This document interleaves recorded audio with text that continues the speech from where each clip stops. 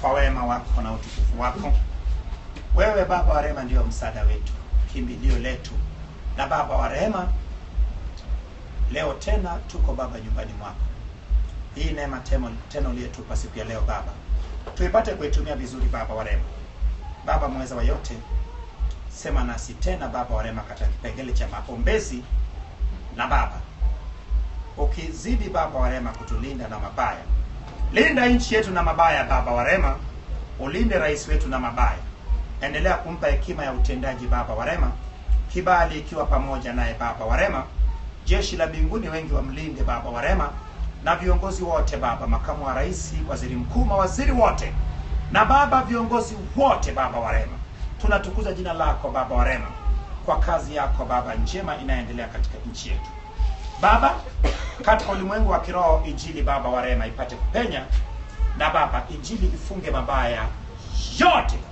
Ninatukuza jina lako maana wewe ni mwema na ni mtakatifu. Na katika jina la Mungu Baba, Mwana na Roho Mtakatifu, na wote tuseme amen. Amen. Jana nilikuwa naendelea na maombezi, na katika maombezi tukaona ya kuwa mawasiliano ambayo mtu anafanya kati yake na Mungu, ama maneno mtu anayesema na Mungu lakini kwa niaba ya mtu mwingine ama watu wengine, hiyo inaitwa maombezi. Na tukapata kuona kwenye Agano la Kale mfano hai ambayo ni Danieli, jinsi alivyoomba kwa ajili ya taifa la Yuda. Na baada ya hapo tulienda moja kwa moja tukaona maombezi ya Kristo na Roho Mtakatifu. Tukaona maeneo ambayo Yesu aliomba wakati wa huduma ya Yesu hapa duniani. Tuliona jinsi Yesu alivyoomba. Akaomba wakati akiingia Yerusalemu, akaulilia mji ule akiomboleza. Na bila shaka pia aliomba kwa ajili ya watu pia pale akiwa msalabani, na pia kabla hajakamatwa. Tuliona kwenye ile sura ya 17 Yesu akifanya maombezi kwa ajili ya wanafunzi wake, lakini pia akifanya maombezi kwa ajili ya waumini. Na hatimaye tuliona Roho Mtakatifu pia katika uombaji. Tukaona ya kuwa nasi kadhalika hatujui kuomba, lakini Roho Mtakatifu hutuombea ndani yetu. Na mwishoni tukaona ya kuwa Yesu anatuombea kule mbinguni sasa hivi, lakini Roho Mtakatifu anaomba ndani yetu hapa duniani. Sasa kuna muunganiko kati ya Yesu na Roho Mtakatifu. Na tukaishia kuona mwishoni ya kuwa jana, kumbe hata mchungaji George alivyokuwa anatuambia Mungu amesema tusiombe kwanza, ina maana kumbe tukisoma Biblia vizuri, tukidumu katika neno la Mungu vizuri, bila shaka kumbe Roho Mtakatifu anaweza akawa anaomba ndani yetu. Na bila shaka tukawa na amani sana ya kuwa kumbe cha msingi ni neno la Mungu na kukaa katika hiyo neno la Mungu la kweli. Bwana Yesu asifiwe.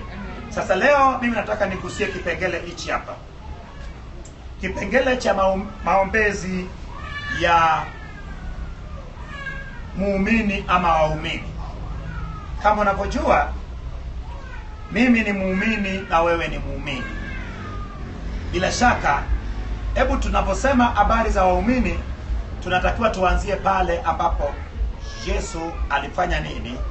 Alipaa akaenda juu, na wale aliyewacha ambao walikuwa ni wanafunzi wake walikuja kutengeneza kanisa la kwanza. So sisi kama kanisa ni waumini. Hebu tuone kwanza katika kanisa la kwanza walifanya nini juu ya maombezi, alafu tuje tuone kusudi la maombezi. Lakini kesho tukipitia tena kwa upya, ili mtu ambaye kuna kipengele alikosa apate kuielewa. Katika Agano la Kale viongozi wa watu walifanya maombezi kwa ajili ya watu wengine, ama hao watu wanayewaongoza ama watu wengine. Mara nyingi ukipita kwenye Biblia Agano la Kale, Mfalme Hezekia alifanya maombezi kwa ajili ya taifa lake ya Yuda, lakini pia kama manabii, pia kama viongozi walifanya maombezi. Isaya akafanya maombezi kwa ajili ya Yuda, na manabii wengine wakafanya pia maombezi kwa ajili ya taifa la Israel na taifa la Yuda kwa jumla, na wafalme nao walifanya maombezi kwa ajili ya wengine. Hebu soma kwa haraka maana nahitaji kwenda haraka. Mambo ya Nyakati ya Kwanza sura ya 21 mstari wa 17. Hebu tuone mfalme aliyefanya maombezi na kwa ajili ya nani. Mambo ya Nyakati ya Kwanza 21:17. Tuone angalau katika waumini, tuanzie kwenye Agano la Kale tuone. Nasoma kwa jina la Yesu. Mambo ya Nyakati ya Kwanza sura 21 mstari wa 17. Daudi akamwambia Mungu, je, si mimi niliyeamuru watu wahesabiwe? Na mimi ndimi niliyekosa na kufanya yaliyo maovu sana, lakini kondoo hao wamefanya nini? Mkono wako na kusii, Bwana Mungu wangu, na uwe juu yangu na juu ya nyumba ya babangu, wala si juu ya watu wako, hata wao wapigwe. Bila shaka Daudi anaomba baada ya nini? Daudi alipokuwa ni mfalme wa taifa la Yuda katika ile miaka 7, alafu katika miaka 33 akawa ni kiongozi wa Yuda na Israeli, na maana kwa pamoja akawa ni kiongozi wa taifa la Israeli, ikiwa ni jamhuri wa muungano wa taifa la Israeli. Na kilichotokea ni nini? Alipoona alikuwa kila wakati wakienda vitani wanashinda, hatimaye Daudi akaamua wahesabiwe watu. Lakini alipoamua wahesabiwe watu, Daudi alisahau ya kuwa katika Torati watu kuhesabiwa ilitakiwa kila moja atoe ile nusu shekeli kwa ajili ya kuhesabiwa. Maana Mungu alimwambia Musa, wakikosa kutoa hiyo nusu shekeli wakati wa kuhesabiwa, basi tauni itawapiga. Na kweli Daudi alipofanya hivyo, aliulizwa swali na mkuu wa jeshi aliyemtuma aende akahesabu watu, ambao ni Yoabu. Lakini Yoabu akamwambia, kwa bwana wangu, jambo hili sio sahihi. Lakini Daudi akamwambia, kahesabu watu, mimi ndio mfalme. Lakini alipomaliza kuhesabu watu, Mungu alituma nabii Nathani amwendee Daudi, amwambia kuwa amefanya ujinga na bila shaka lazima achague. Jambo la kwanza ilikuwa ni achague ama cha miaka 3, ama akimbie mbele ya maadui zake miezi mingapi? 3 wakimkimbiza, ama na ya 3 ilikuwa ni ama tauni iwe siku ngapi? Siku 3. Sasa Daudi akachagua kuwa ni bora aangamie mguuni pa Bwana, maana yeye amejaa fadhili na rehema. Na tauni ikapita, ile tauni ikapiga watu 70,000, maana yule malaika akanyosha upanga na watu 70,000 ile tauni ikawapiga. Lakini Daudi anawafanya maombezi sasa kwa ajili ya watu hao, ya kwa Bwana, niangamize mimi na nyumba yangu, kwa sababu mimi ndio niliyeamrisha watu wafanye nini? Wahesabiwe. Lakini Daudi alipofanya tu maombezi, basi Bwana akamzuia yule malaika asipande kuelekea Yerusalemu, na bila shaka Bwana ile dhabihu, baada ya kwenda kununua kiwanja cha Aruna, ambayo baadaye ilikuja kuwa ni sehemu ya kujenga hekalu la Yerusalemu. Hebu tuone Mambo ya Nyakati wa Pili 6:14. Hebu soma alafu tuone tutaishia wapi. Tunaangalia maombi ya waumini. Mambo ya Nyakati wa Pili 6 mstari wa 14. Akasema, Bwana Mungu wa Israeli, hakuna Mungu kama wewe mbinguni wala duniani, ushikae maagano na rehema kwa watumishi wako waendao mbele zako kwa moyo wao wote, uliyemtimizia mtumishi wako Daudi. Naendelea kusoma 15. Bila shaka kwa wakati wako utaisoma mpaka mstari wa 42. Daudi alifanya tena maombezi. Hebu soma tena. Hebu tuone sasa. Bila shaka na hapa pia nitakwambia usome. Hiyo ilikuwa ni mfalme, lakini sasa manabii, Wafalme wa kwanza 18:41 mpaka 45. Hii utasoma kwa wakati wako, habari za nabii Eliya alipokuwa anafanya maombezi. Lakini sura ya 18 mstari wa 41 mpaka 45. Alafu tuliona jana katika maombezi ama maombi ya Danieli akifanya maombezi kwa ajili ya taifa yake. Danieli sura ya 9 utasoma kwa wakati wako. Na makwani nao waliomba. Hebu soma, fungua tuone makwani. Ezra 9:5 mpaka 15.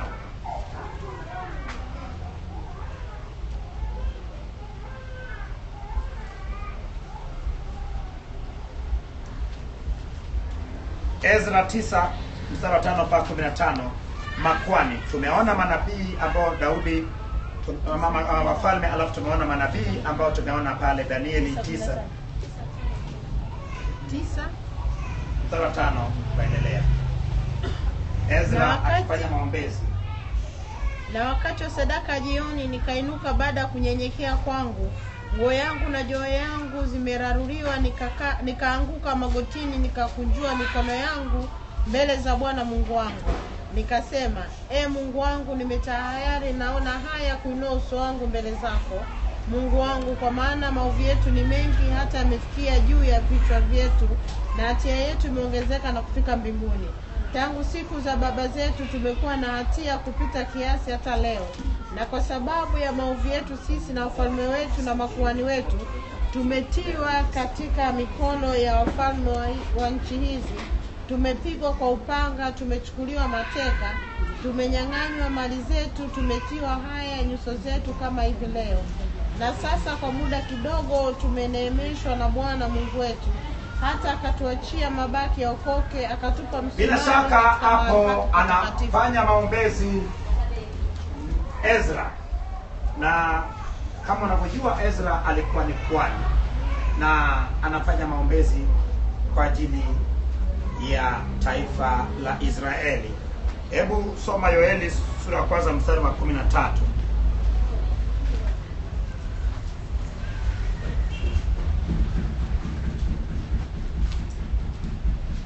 Yoeli sura ya kwanza mstari wa 13.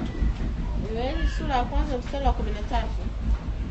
Jikazeni mkaomboleze enyi makuhani, pigeni yoe enyi wahudumu wa madhabahu, njooni mlale usiku kucha katika magunia enyi wahudumu wa Mungu wangu, kwa kuwa sadaka ya unga na sadaka za kinywaji zimezuiwa katika nyumba ya Mungu wenu.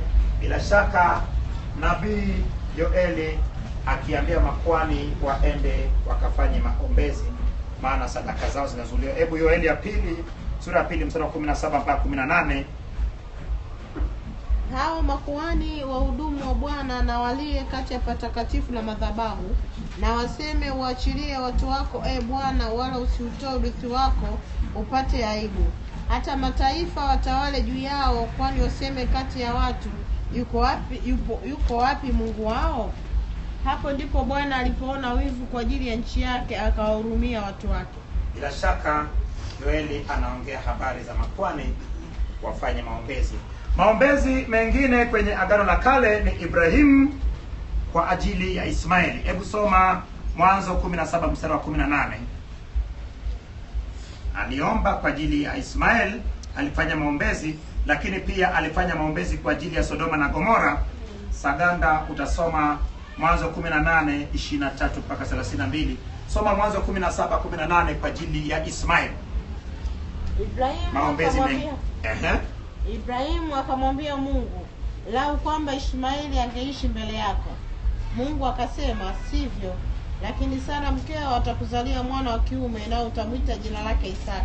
Bila shaka Ibrahimu alidhani ya kuwa ataweza kumsawishi Mungu ili amfanye Ishmaeli awe ndio mrithi, maana Ishmaeli alishazaliwa. Lakini ingekuwaje kwa Ibrahimu? Ingekuwa ni furaha, lakini kwa Sara ingekuwaje? kwa Sara ingekuwa ni mbaya, maana bila shaka mwathirika angekuwa ni Sara, lakini Mungu akasimama katika ahadi yake ama agano lake ya kuwa Sara ndiye atakeza mtoto wa ahadi. Hebu tuone kwenye alipofanya maombezi kwa ajili ya Sodoma na Gomora. Umeona kumbe kwa nini nilisema kuwa maombi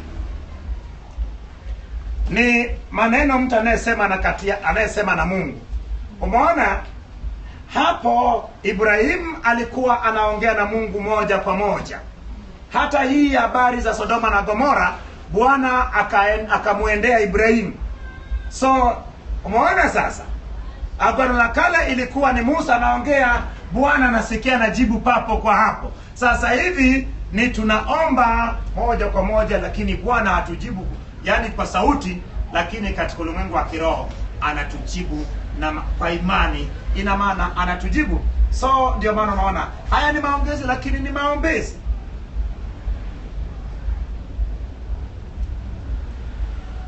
Hebu twende Mwanzo sura ya 18 kuanzia mstari wa 23. Ibrahimu akakaribia akasema, Je, utaharibu mwenye haki pamoja na mwovu?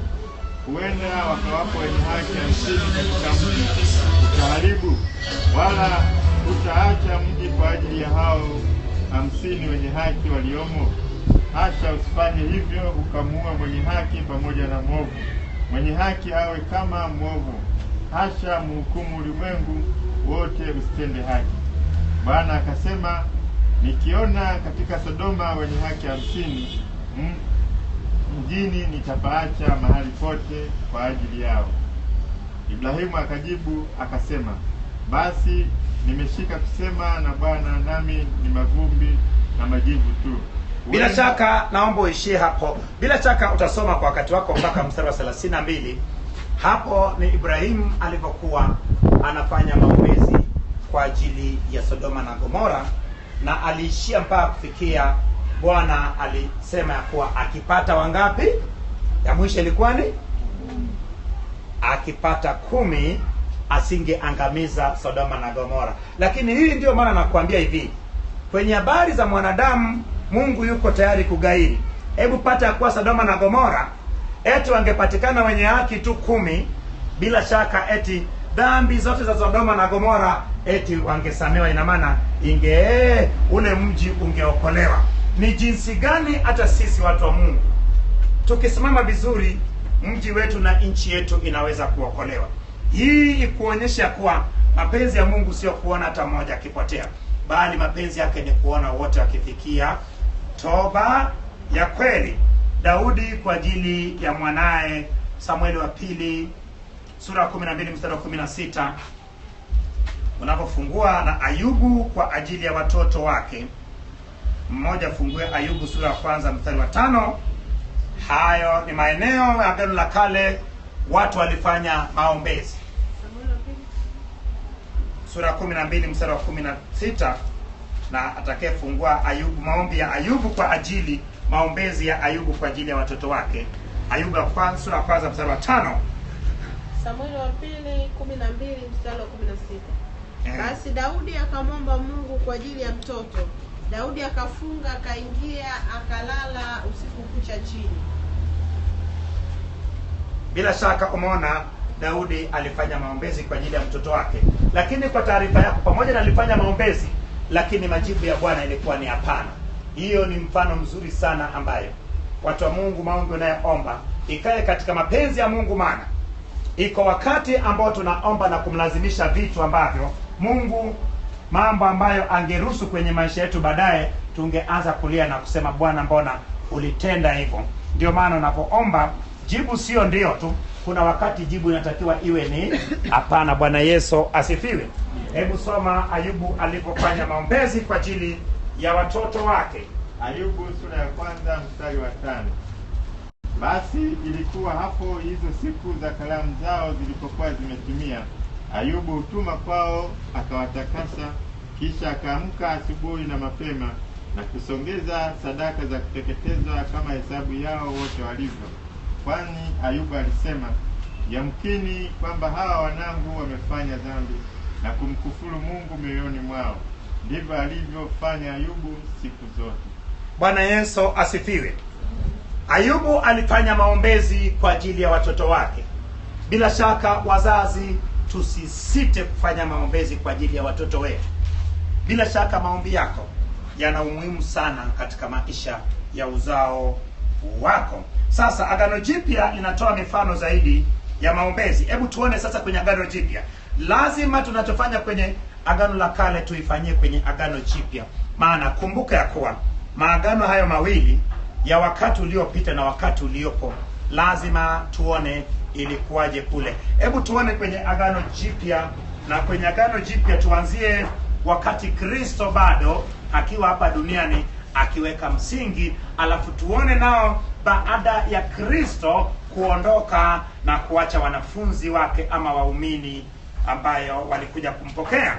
Hebu tuone wazazi wa watoto walimsihi Yesu awaponye watoto wao magonjwa. Hebu Marko sura 5 mstari wa 22, alafu mwingine atafungua Yohana 4 mstari wa 47. Tuanzie na Marko sura 5 mstari wa 22.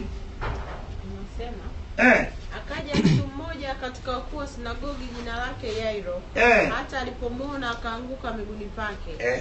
Akamsihi sana akisema, binti yangu mdogo yu katika kufa, na kuomba uje uweke mkono wako juu yake apate kupona na kuishi.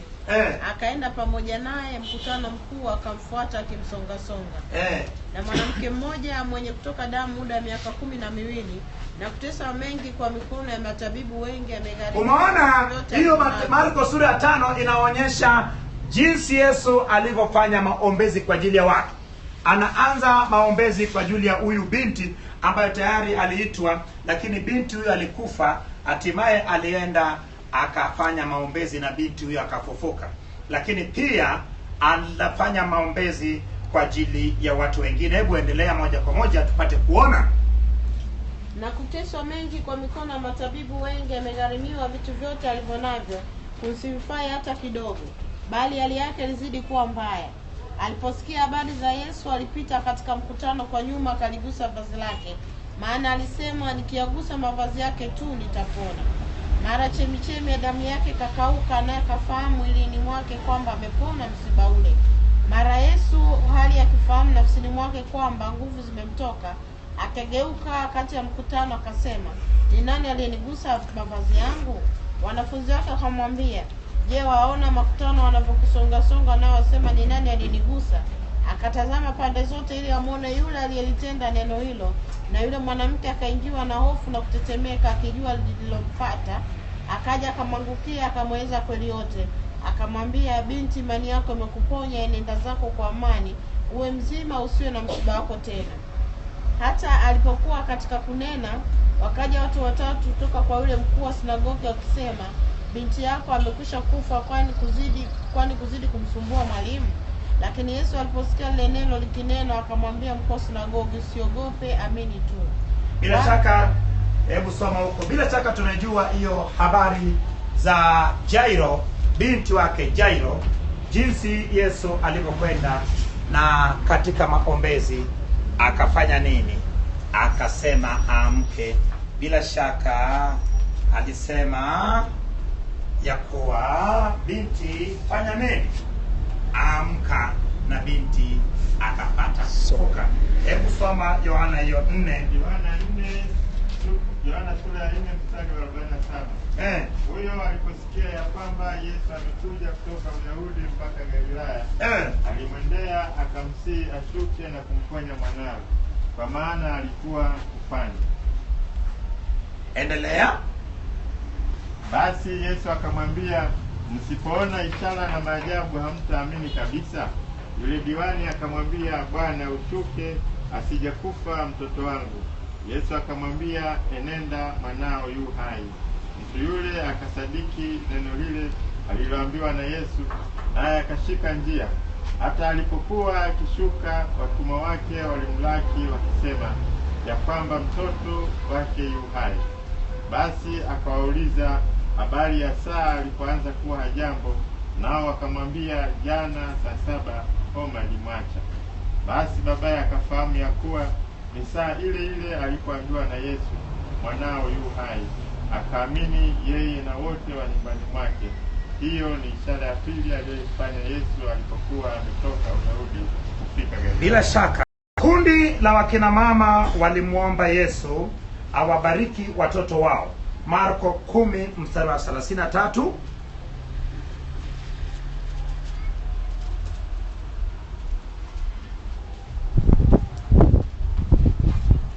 Marko 10 mstari wa 33. Marko 10 mstari wa 33 unasema, akisema, angalieni tunapanda kwenda Yerusalemu, na mwana wa Adamu atatiwa mikononi mwa wakuu wa makuhani na waandishi, nao watamhukumu wake, watamtia mikononi mwa mataifa, nao watamdhihaki na kumtemea mate na kumpiga mijeledi na kumuua, na baada ya siku 3 atafufuka. Na Yakobo na Yohana mwana wa Zebedayo wakamwendea akamwambia, Mwalimu, tutatoka utufanyie lolote utakalokuomba. Akawaambia, mwataka niwafanyie nini?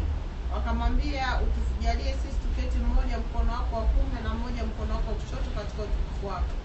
Yesu akawaambia, hamjui mnaloliomba. Mwaweza kunywa kikombe ninywacho mimi, au kikubatizo ubatizo nibatizwao mimi? Wakamwambia, twaweza. Yesu akawaambia, kikombe ninywacho mimi mtakinywea. Umesikia? Hao ndipo walipochongea wanafunzi wenzao. Hapo ndipo walipochongea wanafunzi wenzao, maana hawakuhitajika kunywea katika kikombe hicho, maana tayari Bwana alisafanya kwa. Lakini waliposema ya kuwa wataweza, ndio Bwana akasema kikombe hicho watafanya nini? Watakinywa, maana na wao watateswa. Ndio maana wale wanafunzi wa Yesu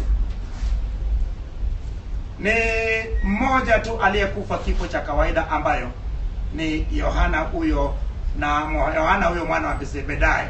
Lakini wengine wale wote 11 waliuawa. Walifanya nini? Ina maana walinywea katika kile kikombe ambayo Yesu alikinywea. Endelea. Yesu akawaambia, kikombe ninywacho mimi mtakinywea, na ubatizo nibatizwao mimi mtabatizwa. Umeona? Na hata ubatizo anayebatizwa watafanya nini? Watabatizwa. Lakini habari za wakae mkono wa kulia na ama kushoto, hiyo ni kwa ajili ya Bwana. Habari za kuingia mbinguni, hebu twende mbele. Mtu alimsihi Yesu amponye mtumishi wake. Mathayo 8:6 mpaka 13. Saganda, soma.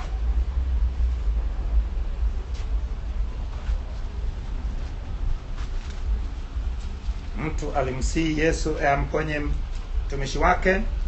Mathayo sura ya 8 kuanzia mstari wa 6 mpaka 13.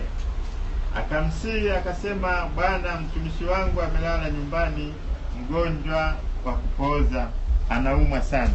Yesu akamwambia, nakuja nimponye. Yule akida akamjibu akasema, Bwana, mimi sistahili wewe uingie chini ya dari yangu, lakini sema neno tu na mtumishi wangu atapona. Kwa maana mimi nami ni mtu niliyewekwa chini ya mamlaka, mwenye askari chini yangu. Nikimwambia huyu nenda, huenda, na huyu njoo, huja, na mtumwa wangu fanya hivi, hufanya. Yesu aliposikia hayo akastaajabu, akawaambia wale waliomfuata, amini nawaambieni, sijaona imani kubwa namna hii kwa yeyote katika Israeli. Nami ninawaambieni ya kwamba wengi watakuja kutoka mashariki na magharibi, nao wataketi pamoja na Ibrahimu na Isaka na Yakobo katika ufalme wa mbinguni, bali wana wa ufalme watatupwa katika giza la nje, ndiko kutakuwako kilio na kusaga meno. Bila shaka maombezi ya Yesu yaliponya mwanawe, ama yule mtumwa wake, yule akida. Mama yake Yakobo na Yohana alimuomba Yesu kwa niaba yao. Hebu tusoma Mathayo 20 mstari wa 20 mpaka 21. Mama yao Yakobo na Yohana akafanya maombezi, akasema na Mungu neno ama Mungu Mwana. Mathayo sura ya 20 kuanzia mstari wa 20 mpaka 21. Ndipo mama yao wana wa Zebedayo akamwendea pamoja na wanawe, akamsujudia na kumwomba neno. Akamwambia, wataka nini? Akamwambia, agiza kwamba hawa wanangu wawili waketi, mmoja mkono wako wa kuume na mmoja mkono wako wa kushoto katika ufalme wako. Umeona, bila shaka ni jambo iliyojadiliwa. Wale wakina Yohana na Yakobo nayo wakamwambia Yesu, lakini na mama yao nao anaenda kumwomba Yesu kwa ajili ya jambo hilo. Lakini kumbuka, bila shaka alikuwa sio eti mama huyo akuomba eti watoto wake waketi kule mbinguni mkono wa kulia na kushoto. Yeye walijua Wayahudi ya kuwa Yesu ndiyo Masihi. Waliamini ya kuwa Masihi atakuwa ni wa uzao wa Daudi, lakini bila shaka atawaongoza hapa duniani kwa kushinda Warumi na kujenga ufalme wake hapa duniani. So walijua kabisa kuwa Yesu anakaribia sasa kuchukua uongozi.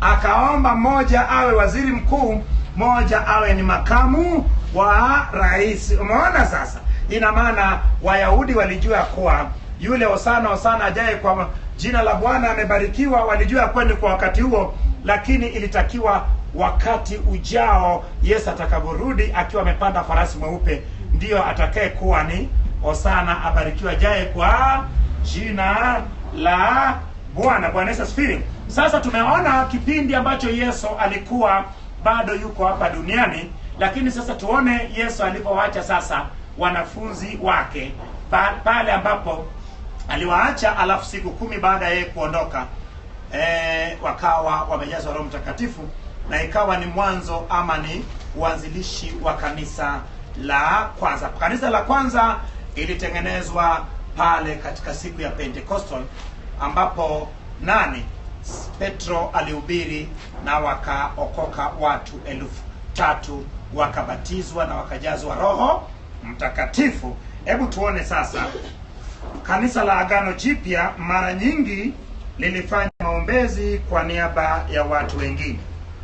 Kanisa katika Yerusalemu lilikusanyika kumwombea Petro ili afunguliwe kutoka gerezani. Hebu tuone Matendo 12 mstari wa 5, alafu ruko soma mstari wa 12. Tuone kanisa ilifanya maombezi kwa ajili ya Petro. Wakati huo Herode alikamata Petro baada ya kumuua Yohana, moja kati ya wale vijana wawili ambao mama yao tumeona akimwambia Yesu, mmoja akae mkono wa kulia, mmoja mkono wa kushoto. Na tumeona pia hao vijana nao wakisema kwa tujalie tunachohitaji. Wakaambiwa watanywea, wanaweza, wakasema tutanywea. Wakaambiwa watanywea. Wa kwanza alikuwa ni huyo kakake mtu Yakobo, ambao tayari alipokatwa shingo na jambo hilo alipofanya Herode, akaona amewapendeza sana Wayahudi. Bila shaka ilipokuwa kipindi cha sikukuu wa Pasaka, akaamua kumshika Petro naye akaweka gerezani ili baada ya Pasaka amchinje nao.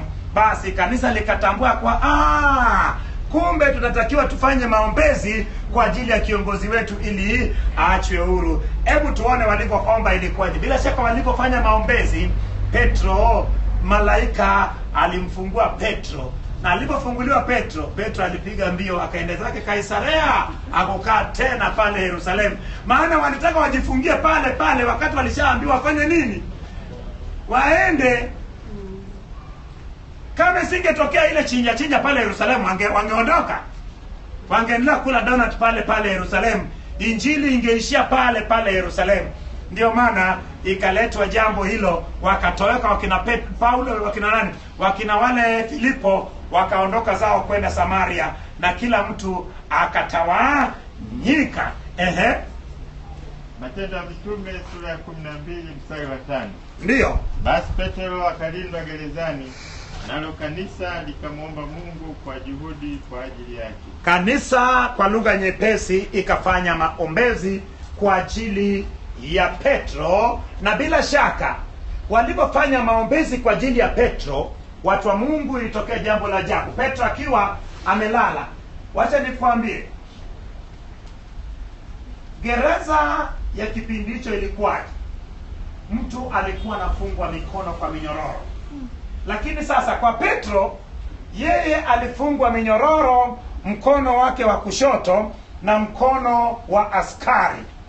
So walikuwa wamelala chale, mikono yao imefanywaje? Mkono wa Petro imefungwa minyororo, ikafungwa kwa mkono wa yule mlinzi. Lakini cha ajabu ya kuwa Petro akastuka, anaambiwa kuwa vaa viatu, ufanye nini? Uondoke. Lakini tayari Bwana malaika alifungua ile minyororo, yamkini ilifungwa na kifuli. Baada ya hapo Petro akadhani ya kuwa anaota wakati yuko macho, akaondoka akachukua viatu vyake kama unavyojua. Kumbe hakuna jambo jipya. Sasa hivi ukiendaga sheli nini, vua mkanda, vua viatu. Sasa kumbe zilikuwepo Eriki, hizi vua mkanda, vua viatu vilikuwepo. Akaambiwa chukua viatu vyako, akavivaa. Alipovaa akamwambia nifuate. Akamfuata, akaona walivyofika getini, geti la kwanza likafunguka, la pili likafunguka. Lakini kumbuka ya kuwa walinzi wapo, lakini Roho Mtakatifu, kumbuka, aliwafunika katika jambo hilo, na hawakuweza kujua kinachoendelea, maana wasingelala. Wangelala wangeuawa wao. So kinachofuata, geti la pili lilipofunguka, akaona ametoka kabisa. Halafu akashangaa, yule malaika akatoweka. Akasema naona. Akasema kuwa kweli Bwana amenifungua. Akabidi aende kule ambapo wanafunzi walikuwa wamekusanyika wakifanya maombezi kwa ajili yake. Alipobisha, hata nani yule ambao hakuitambua alitambua sauti ya Petro? Roda akatambua sauti ya Petro. Lakini alipoenda kuambia wanafunzi wenzake Petro akasema Roda anaota. Maana Petro hakuna jinsi ambayo angeweza kutoka gerezani alafu usiku. Lakini bila shaka wakamwona Petro. Lakini baada ya kuona Petro hakukaa Yerusalemu. Petro aliyeyuka, alienda kule Kaisarea. Kanisa likaomba na Petro akawekwa huru. Kanisa kule Antiochio liliomba kwa ajili ya mafanikio ya huduma ya Barnaba na Paulo. Hebu Matendo ya Mitume 13 mstari wa 3, omba tuone kanisa likifanya maombezi kwa ajili ya Barnaba na Paulo. Kama unavyojua, Paulo, wanafunzi walimkataa wa Yesu. Walipomkataa, bila shaka aliyemkaribisha, kumbuka ya kuwa watu walianzisha kanisa kule Antiochio. Walipoanzisha kanisa kule Antiochio, basi wanafunzi walimtuma Barnaba aende akasimamie jambo hilo na kanisa pale. Lakini kilichotokea ni nini? Bila shaka Barnaba alikuwa anamjua Paulo na jinsi alivyokuwa mchapakazi, naye akapanda paa kule Tarso, akaenda akamwambia Paulo ya kwa Bwana, tuwezetu tukapige mzigo. Wakashuka wakaenda Antiochio, na bila shaka aliyekwenda kumpeleka Paulo kwa wale wanafunzi, maana wanafunzi walikuwa wanamuhofia sana, maana walisikia habari zake. Huyu jamaa jinsi alivyokuwa chinja, alikuwa anafanya kazi ya kuangamiza wafuasi wa Yesu. Lakini Barnaba akaenda, na Barnaba ndio aliyefanyia Paulo huduma yake ikainuka. Ingawa baadaye walikuja kutengana, lakini ilikuwa ni mpango wa Mungu watengane ili waje waungane baadaye. Lakini hiyo pia ilikuwa ni faida, maana Barnaba akachukua Marko na Paulo akichukua Sila, na wote wakitawanyika, na kila moja alihubiri habari njema ufalme wa Mungu, na injili ikafikia wengi. Hebu soma hiyo Matendo ya Mitume 13 mstari wa 3. Matendo ya Mitume sura 13 mstari wa 3. Ndipo wakiisha kufunga na kuomba, wakaweka mikono yao juu yao, wakawaacha waende zao. Wao walikuwa ni wale wazee na viongozi wa kanisa la Antiochio. Kama unavyojua, niliwahi kusema kwa mara ya kwanza wafuasi wa Yesu waliitwa Wakristo mara ya kwanza kwenye hiyo kanisa la Antiochio. Walikuwa na maana ya Kristo mdogo. Ina maana hawa ni Kristo lakini wadogo. Bwana Yesu asifiwe. Yakobo anawapa maelekezo mahususi wazee wa kanisa kuwaombea wagonjwa. Hii hebu soma kwenye Yakobo sura ya 5 mstari wa 14. Waraka ile wa Yakobo sura ya 5 mstari wa 14. Kwa nini nimeita waraka? Nilisema ya kuwa katika Agano Jipya ambayo ina vitabu 27, nilisema ya kuwa ni vitabu vitano tu ambayo sio nyaraka. Vitabu vingine vyote vya Agano Jipya, vitabu 22 zote zinakuwa ni nyaraka. Hata Ufunuo wa Yohana ni nyaraka, hata kitabu cha Yakobo ni nyaraka. Ni kitabu tu cha Mathayo, Marko, Luka na Yohana na Matendo ya Mitume. Hivi vitabu vitano tu kwenye Agano Jipya ndio sio nyaraka. Bwana Yesu asifiwe. Kiingereza ni epistle. Hebu soma basi hiyo Yakobo sura ya 5 mstari wa 14. Mtu wa kwenu amekuwa hawezi, na waitwa wazee wa kanisa, nao wamwombee na kumpaka mafuta kwa jina la Bwana. Bila shaka anawapa maelekezo mahsusa. Walikuwa ni wazee, ya kuwa mtu wa kwao akiwa anaumwa, basi waende wamuombee, wafanyie maombezi na kumwekea mkono. Na bila shaka pia alitoa pia aliwapa maelekezo pia waumini wote kuombeana. Hebu Yakobo 5:16 Saganda, tuone anavyowasa waumini wote waombeane. Ni vizuri kufanya maombezi kwa ajili ya wengine. Baada ya sisi kujua kuomba, basi itabidi tuwe tunafanya maombezi. Kuna wakati wa kufanya maombi, kuna wakati wa kufanya maombezi. Maombezi ni kwa ajili ya mtu mwingine ama watu wengine, ama hata kwa ajili ya taifa, ama hata kwa ajili ya dunia yote. Yakobo 5 mstari wa 16. Ungameni dhambi zenu ninyi kwa ninyi na kuombeana mpate kuponywa. Kuomba kwake mwenye haki kwafaa sana, akiomba kwa bidii. Bila shaka Yakobo akitoa maelekezo ya waumini kuombeana. Paulo anakwenda hatua moja zaidi na kuomba maombezi yafanyike kwa ajili ya kila mtu. Waraka wa kwanza Timotheo sura ya 2 mstari wa 1 mpaka wa 3. Waraka wa kwanza Timotheo sura ya 2 mstari wa 1 mpaka wa 3. Maombezi yafanyike kwa ajili ya kila mtu.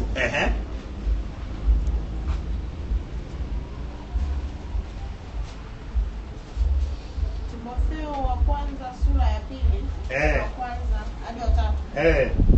Basi kabla mambo yote nataka dua na sala na maombezi na shukrani zifanyike kwa ajili ya watu wote, kwa ajili ya wafalme na watu wote wenye mamlaka, tuishi maisha ya utulivu na amani katika utauwa wote na ustahivu. Hili ni zuri nalo la kubalika mbele za Mungu Mwokozi wetu. Bila shaka alitaka maombezi kwa ajili ya kila mtu, viongozi, waumini na kila mtu.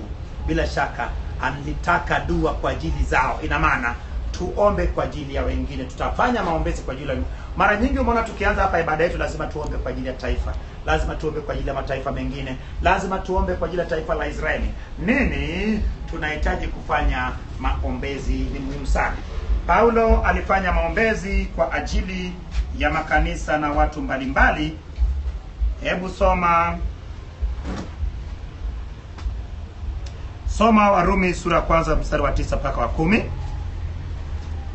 Paulo alifanya maombezi kwa ajili ya makanisa na watu mbalimbali.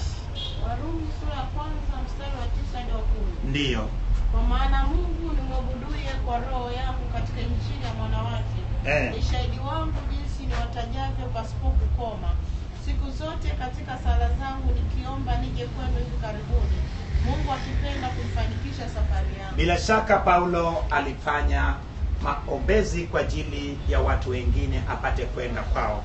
Wakorintho wa 2 sura 13 mstari wa 7, Paulo alifanya maombezi kwa ajili ya makanisa na kwa ajili ya watu mbali. So kama Paulo alikuwa ni mwanafunzi wa Yesu akafanya hivyo, nasi tunajifunza kutoka kwa Paulo ya kuwa Ni jukumu la kila mtu aliyempokea Kristo na kumfanya kuwa Bwana na Mwokozi wa maisha yake kufanya maombezi kwa ajili ya watu wengine.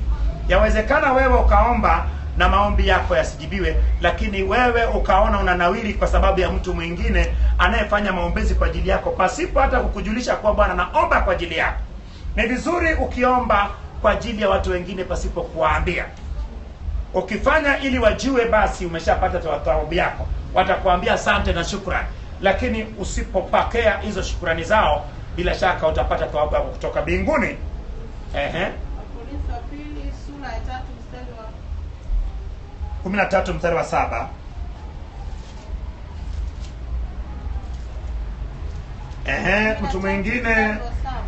Mtu mwingine afungue. Fatuma, fungua wa Filipi sura ya 1 mstari wa 4 mpaka 11, na Dorcas afungue Kolosai sura ya 1 mstari wa 3, alafu utaruko utasoma mstari wa 9 mpaka 12, alafu Mama Mushi atafungua wa Thesalonike wa kwanza sura ya 1 mstari wa 11 mpaka 12. Eliza atafungua Timotheo wa pili sura ya 1 mstari wa 3, na Epafra atafungua Filemoni mstari wa 4 mpaka wa 6. Hayo ni maeneo ambayo Paulo alipata kuombea makanisa mbalimbali na watu mbalimbali. Alipata kufanya maombezi. Hii inatuambia kuwa ni wajibu wa kila mtu, ni wajibu wetu kuombea wengine. Anayeanza nimesema aanze kwenye Wakorintho wa pili sura ya 13 mstari wa 7. Nasi twamwomba Mungu msifanye lolote lililo baya, si kwamba sisi tuonekane tumekubaliwa, lakini ninyi mfanye lile lililo jema, tujapokuwa sisi tu kama waliokataliwa. Bila shaka Paulo akasema waliomba ili wafanye jema wao, na wao wasione kama ni wakina Paulo tu wamekubaliwa na kupata kibali, bali na wao pia. Wa Filipi sura ya 1 mstari wa 4 mpaka 11. Nilisema nani anasoma?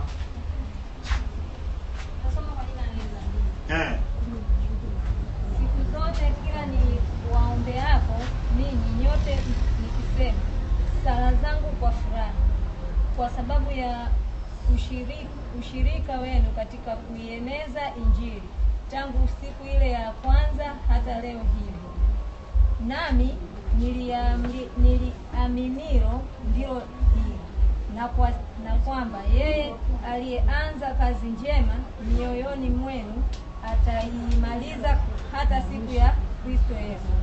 Vile vile kama ilivyo wajibu wangu kufikiri haya juu yenu nyote, kwa sababu nyinyi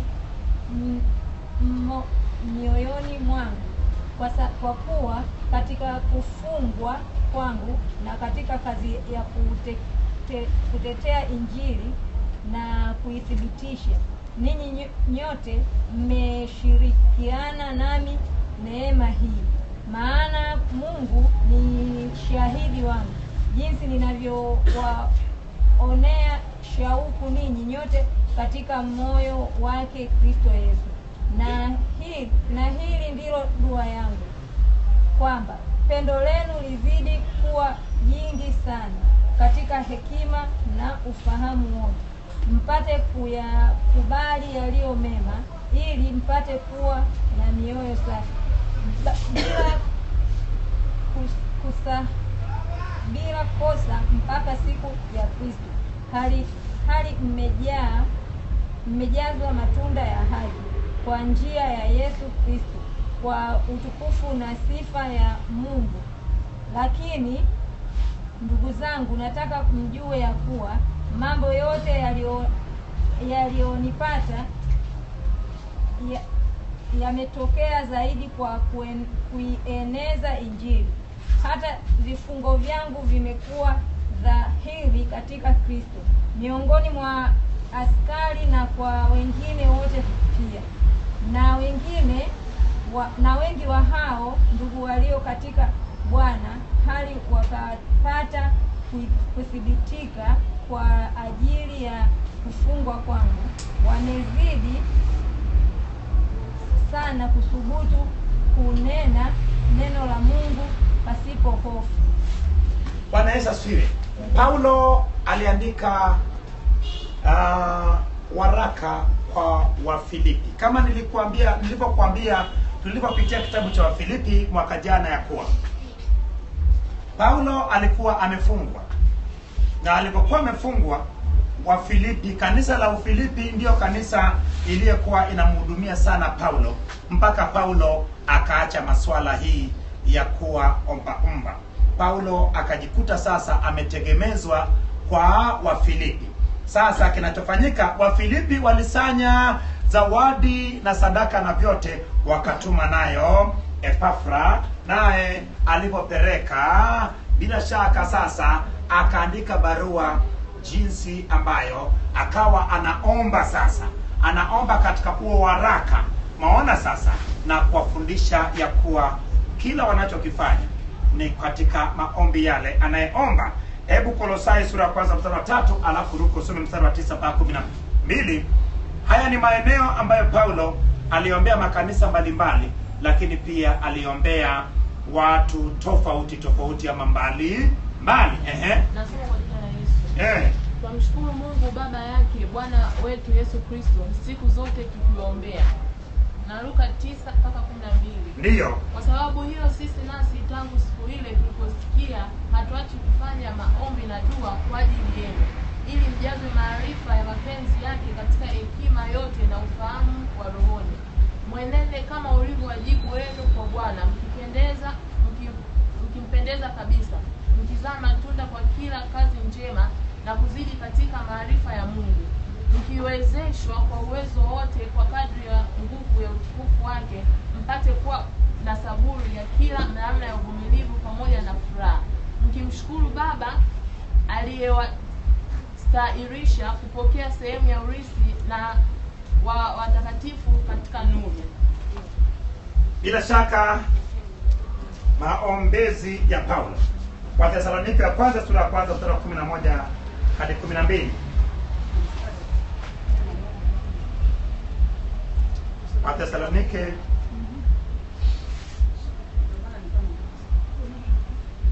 sura ya mstari Wathesalonike afanya sura ngapi?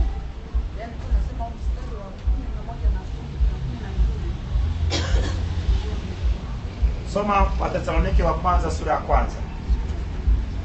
Sura ya kwanza mstari wa 11 mpaka 12.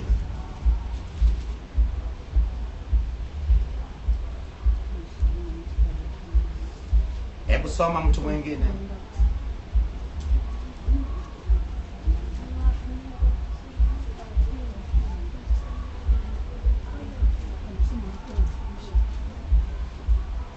Hebu soma sura ya 5.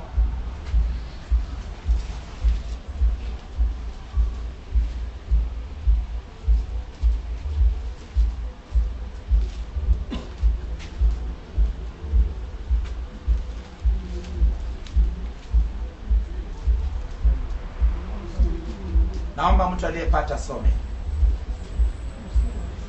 Wathesalonike wa kwanza 5 mstari wa 11 mpaka 12. Basi farijianeni na kujengana kila mtu na mwenzake vile vile kama mnavyofanya. Lakini ndugu, tunataka mwatambue wale wanaojitaabisha kwa ajili yenu na kuwasimamisha ninyi katika Bwana na kuwaonyeni. Bila shaka akawaagiza kwa ajili ya kuombeana. Timotheo wa pili sura ya kwanza mstari wa 3. Imeandikwa, namshukuru Mungu ni mwabuduye kwa dhamiri safi tangu zamani za wazee wangu, kama vile nikukumbukavyo wewe daima katika kuomba kwangu usiku na mchana. Filemoni mstari wa 4 mpaka wa 6. Soma kwa jina la Yesu.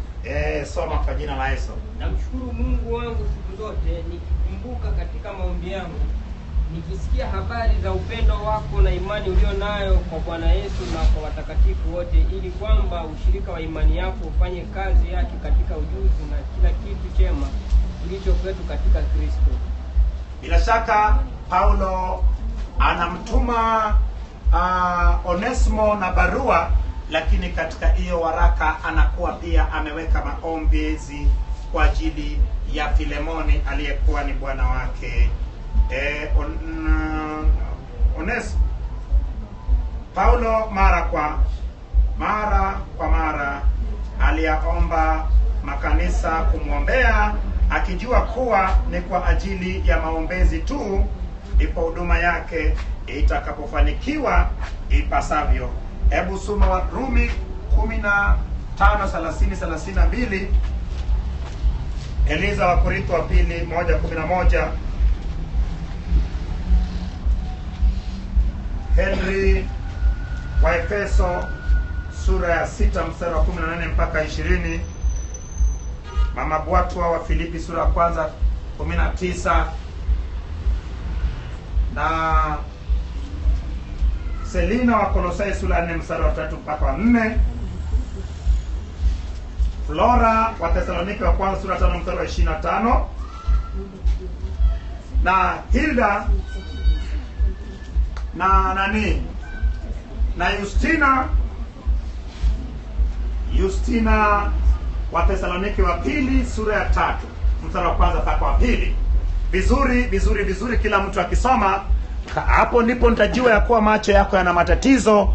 Mbele ya safari nitakuja kupiga hayo mashetani yanayeshikilia macho ya watu, maana saa nyingine kama hapa mnashindwa kusoma, kule nyumbani mnasomaje? Inawezekana hao vibwengo vinakamata macho. So hii ndio testi yangu. Amina. Soma hata kama machozi yanatoka, lakini baada ya hapa nitayaombea hayo macho. Tunahitaji wote wasome Biblia. Sema kuanzia leo roho zote zinazonizuia kusoma Biblia ninawapa kama ni macho mliyekuwa mmeshikilia, chukweni kwa jina la Yesu. Nami nakusihi Bwana, uniumbie tena upya macho mengine yanayoona vizuri, ili nisome Biblia vizuri. Pokea macho mapya kwa jina la Yesu. Pokea macho kwa jina la Yesu. Vizuri, watu wa Mungu, nasema hivi, if you can't read Bible in front of people, when you are alone you can't read the Bible, because the things which are making you not to read the Bible in front of people, if you are alone, of course, if you are here, if they don't fear people, they can avoid you in front of people. What of if you are alone? They will make you not to read the Bible. So that is the way we are moving on, but we will make sure that everybody reads the Bible. It is beneficial if you read the Bible. You read it on your own, it will benefit you. Bwana Yesu asifiwe. Wapi 15 mstari wa 30-33. Ndugu zangu, nawasihi kwa Bwana wetu Yesu Kristo na kwa upendo wa Roho, jitahidini pamoja nami katika maombi yenu kwa ajili yangu mbele za Mungu, kwamba niokolewe na wale wasioamini katika Uyahudi, na tena huduma yangu nilionayo huko Yerusalemu ikubalike kwa watakatifu, nipate kufika kwenu kwa furaha kama pendavyo Mungu, nikapate kupumzika pamoja nanyi. Mungu wa amani na awe pamoja nanyi nyote. Amina. Bila shaka Paulo akaomba apate kuombewa na watu ama makanisa. Wakorintho wa pili sura ya kwanza mstari wa 11. Wakorintho wa pili sura ya kwanza mstari wa 11. Ndiyo. Ninyi nanyi mkisaidiana nasi kwa ajili yetu katika kuomba, ili kwa sababu ya ile karama tupewayo sisi kwa msaada wa watu wengi watoe shukurani kwa ajili yetu. Bila shaka hayo ni maombezi ambayo Paulo anaomba kutoka kwa makanisa. Efeso 6:18 mpaka 20.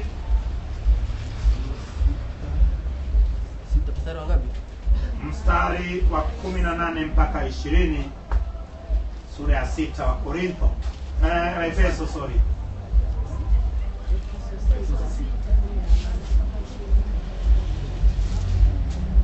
Kwa sala zote na maombi kisali kila wakati katika roho,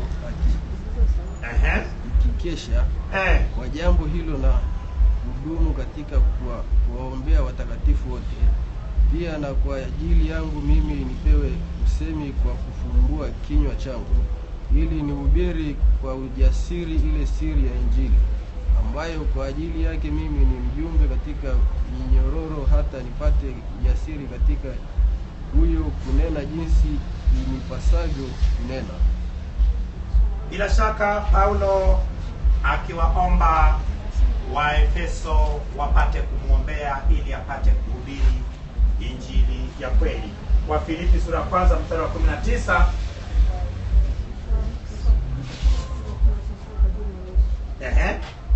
Maana najua ya kuwa haya yatanigeukia kuwa wokovu wangu, kwa sababu ya kuomba kwenu na kuruzukiwa Roho wa Yesu Kristo.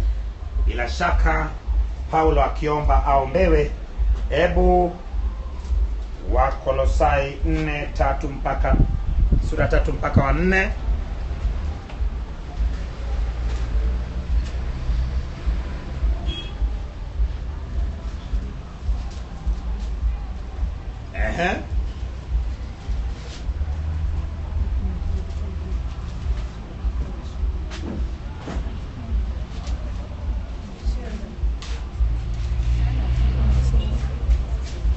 Nani anayesoma?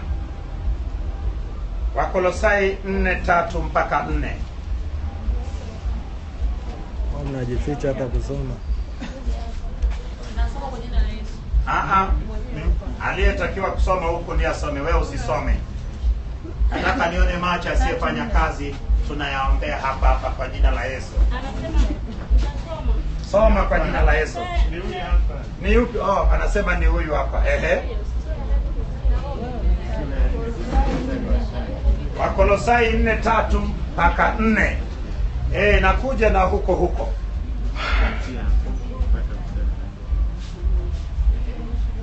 Ni vizuri nitakuwa nasoma na wanafunzi wa Yesu, na bila shaka kama kuna macho ambayo imekamatwa itakuwa inaachwa hapo. Unaona? Sema Baba, katika jina la Yesu.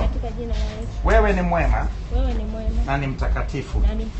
Uliniumba nikiwa mkamilifu.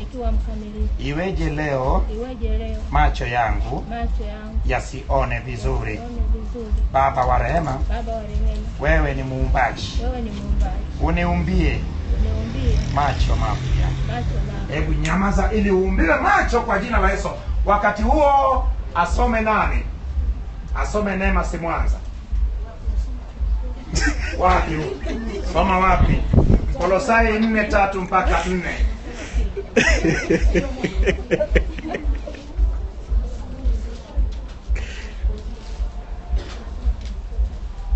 Ninasema mwachieni macho. Enyi mliyeshikilia macho yake. Hii ni amri kutoka mbinguni. Acha macho yake.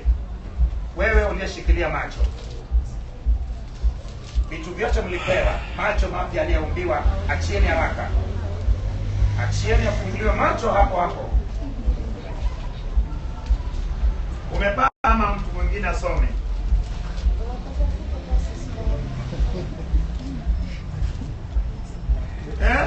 Mstukizwa.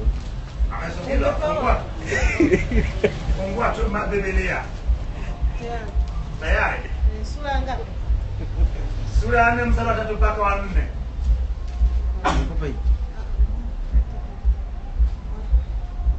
Sura ya 3 mpaka 4.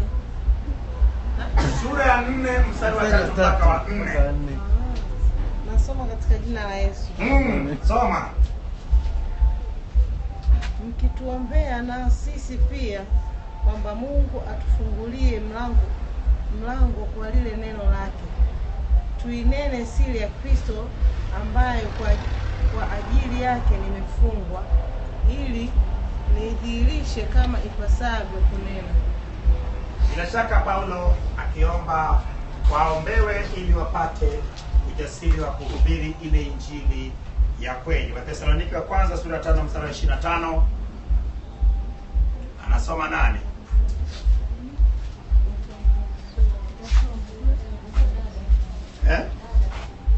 Flora. Laura wa Thessalonike wa kwanza 5:25.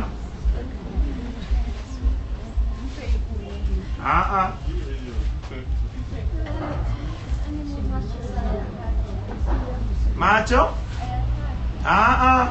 Lazima usome leo. Mpe Biblia asome. Mpe Biblia asome. Macho hataki namna gani? Chukua usome. Wewe usiyetaka ndani yake nataka utoke. Usitutanie hapa sisi tu watoto wenzako, ewe pepo. Naomba uachie macho yake alafu mwachie huyo. Fanya haraka. Fanya haraka na kwa neno hilo hilo. Soma pembeni mwake na neno hilo hilo limfungue kwa jina la Yesu. Wathesalonike wa kwanza sura ya 5 mstari wa 25. Ndugu tuombeeni. Bila shaka maombezi ya kutoka madhabahuni imkamate Flora na kufungua macho yake. Watu wa Mungu, ni vizuri sana kila mtu akisoma Biblia, maana mtajaribu hizo roho kwa moto, neno la Mungu. So bila shaka neno la Mungu ni kipimo cha kujua kama ipo kitu ambacho kinakusumbua. So bila shaka kilichokamata macho yako, subiri unaona macho yako yanaachiwa sasa hivi. Nini? Hicho ni kipimo chako. Bwana Yesu asifiwe. Wathesalonike wa pili 3 mstari wa kwanza mpaka wa pili ilisema nani? Hilda. Neno la Mungu ndiye itakayepita na kujaribisha roho zote.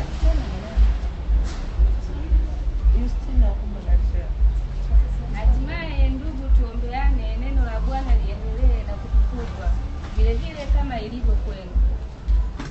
Tuombeane ndugu, ili neno la Mungu ipate kuhubiriwa. Sasa watu wa Mungu, ninaingia katika makusudi ya maombezi. Tumemaliza kipengele hicho cha maombezi ya muumini ama waumini. Sasa tunaingia katika makusudi ya maombezi. Makusudi ya maombezi. Makusudi ya maombezi. Kusudi la kwanza ni kwa ajili ya wokovu wa wengine. Bila shaka Sada, soma Warumi sura ya 10 mstari wa kwanza. Sada, soma Warumi sura ya 10 mstari wa kwanza. Kusudi la kwanza ya maombezi ni kwa ajili ya wokovu wa wengine.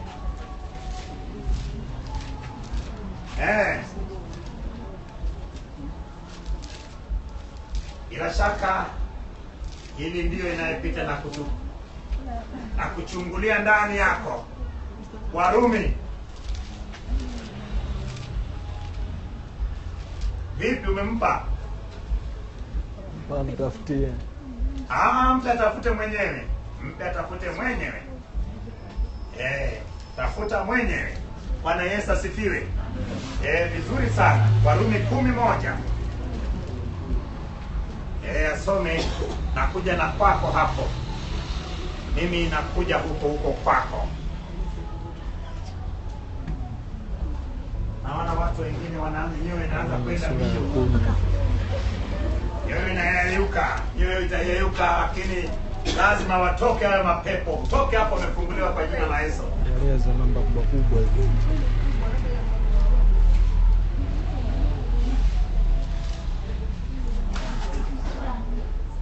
Eli kusoma. Ndugu zangu,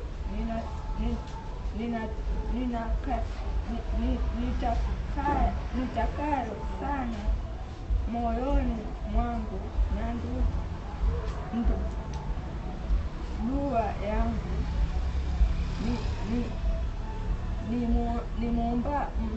nimwombayo Mungu ni kwa ajili yao, ili waokolewe, kwa maana na washuhudia kwamba wana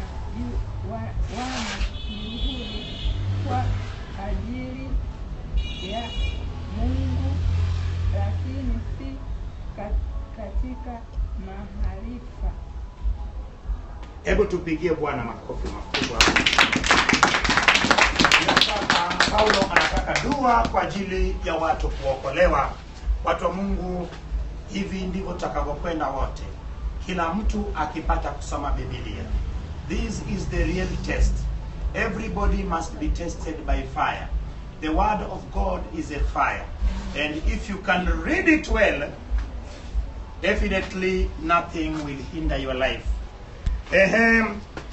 Kusudi la pili ni kwa ajili ya watu kumsifu Mungu. Bila shaka watu kumsifu Mungu. Mama Dorcas, Zaburi 167, Zaburi ya 67 mstari wa 3 mpaka wa 5. Nitakuwa nazunguka, wanasema Waswahili merry go round. Bwana Yesu asifiwe. Mbele ya safari macho yanapona, hata kama yanatoka machozi, soma. Hata kama yanachoma soma.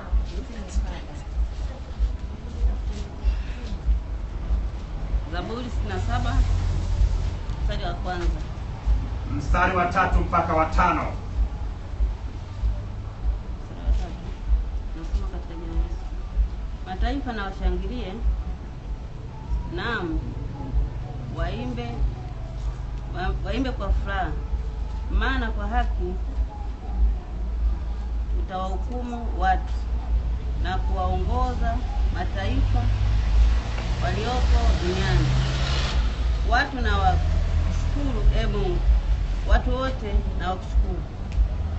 Bila shaka ni kwa ajili ya watu kumsifu Mungu. Hiyo ni kusudi la maombezi. Kusudi la tatu ni kwa ajili ya kazi nzuri ya umisheni. Milka, Mathayo 9:38 na Hilda, Efeso 19 mpaka 20. Tuanze na Milka, Mathayo 9:38. Bwana Yesu asifiwe. Tunaendelea kwa jina la Yesu.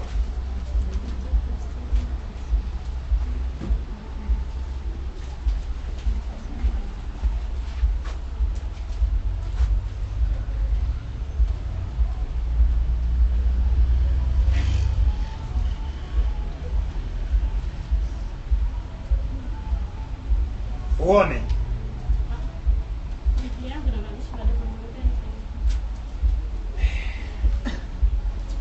Baba, natukuza jina lako kwa wema wako na utukufu wako, maana wewe ni mwema na ni mtakatifu. Kuanzia leo Baba, ufungue macho yake, ili Baba wa rehema iwe ni mwanzo mpya katika maisha yake. Maana kama hawezi kuona na kusoma vizuri Baba, ataelewaje neno lako? Ninashukuru jina lako, maana nafasi inayetoa Baba, macho yake yaendelee kuumbwa tena upya na kurejeshwa katika asili ya ukamilifu, katika jina la Yesu Kristo, amen. Tusane, soma mstari wa 38, Mathayo 9.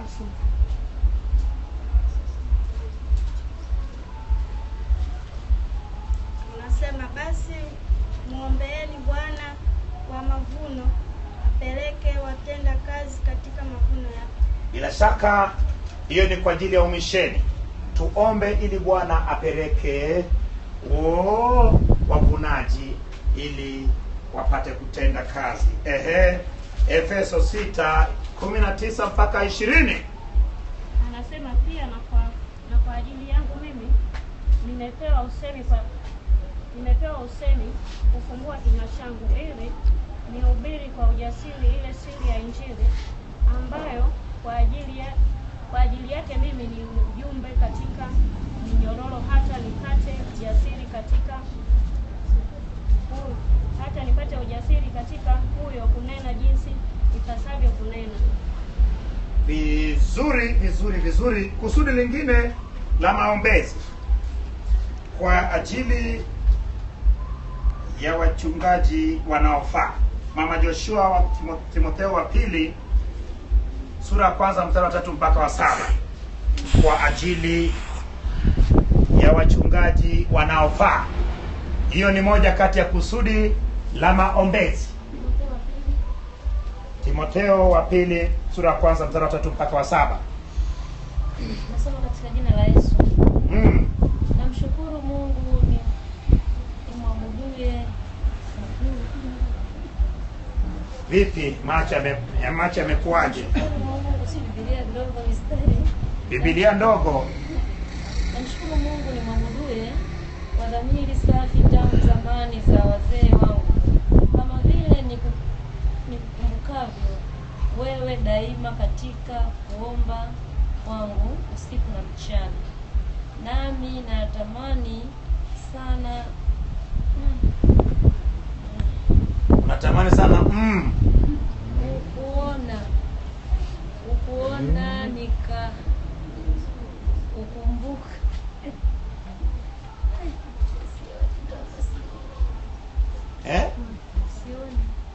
Uone ile wamekufanyia favor, wamekupa hiyo nani makubwa, lakini unatakiwa usome iwe ndogo iwe kubwa.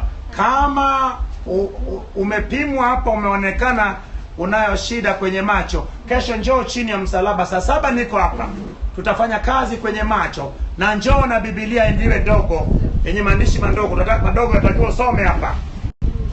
Lazima tuende Jumatatu, maana kesho ni ibada. Namshukuru Mungu ni mwabuduye kwa dhamiri safi tangu zamani za wazee wangu, kama vile nikukumbukavyo wewe daima katika kuomba kwangu usiku na mchana. Nami natamani sana kukuona, nikiyakumbuka machozi yako ili nijae furaha, nikikumbuka imani ulivyo nayo isiyo na unafiki, ambavyo ilikaa kwanza katika bibi yako Lois na katika mama yako Eunike, nami nasadiki wewe nawe unayo. Kwa sababu hiyo nakukumbusha uchochee karama ya Mungu iliyo ndani yako kwa kuwekewa mikono yangu, maana Mungu hakutupa roho ya uoga, bali ya nguvu na ya upendo na ya moyo wa kiasi. Bila shaka moja kati ya kusudi ni kuombea wachungaji walio wanayefaa.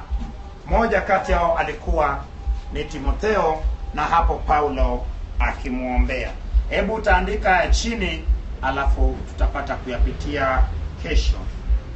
Kwa ajili ya kukua katika Kristo, wa Filipi sura ya 1 mstari wa 9 mpaka 11.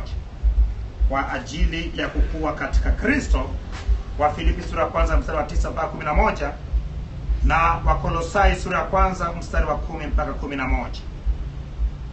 Wakolosai sura ya 1 mstari wa 10 mpaka 11.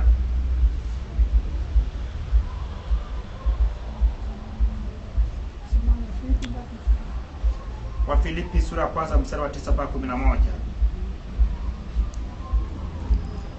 Kwa ajili ya uweza wenye mamlaka kutawala vyema. Kwa ajili ya uweza wenye mamlaka kutawala vyema. Hii ni Mambo ya Nyakati ya Kwanza,